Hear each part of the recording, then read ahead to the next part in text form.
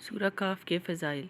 रसूलुल्लाह सल्लल्लाहु अलैहि वसल्लम ने इरशाद फरमाया, जो शख्स जुम्मे के दिन सूरह काफ की तिलावत करे तो जिस जगह वो तिलावत करता है वहाँ से लेकर मक्का मुकरमा तक का तमाम फासला नूर से मुनव्वर हो जाता है।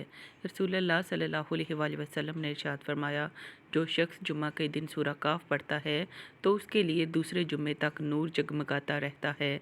रसूलुल्लाह ने इरशाद फरमाया, जो शख्स सूरह काफ को ऐसे ही पढ़े जैसे कि वो उतारी गई है, यानी तजवीद के साथ अच्छे अंदाज से, और फिर वो दज्जाल को पा ले तो दज्जाल उस पर मुसल्लत नहीं हो सकेगा।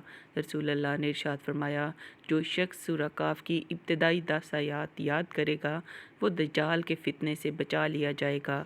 रसूलुल्लाह सल्लल्लाहु अलैहि वसल्लम ने इरशाद फरमाया, जिस शख्स ने सूरह काफ की आखिरी 10 आयात याद की और फिर दज्जाल निकल आया तो दज्जाल उस पर गलबा नहीं पा सकेगा।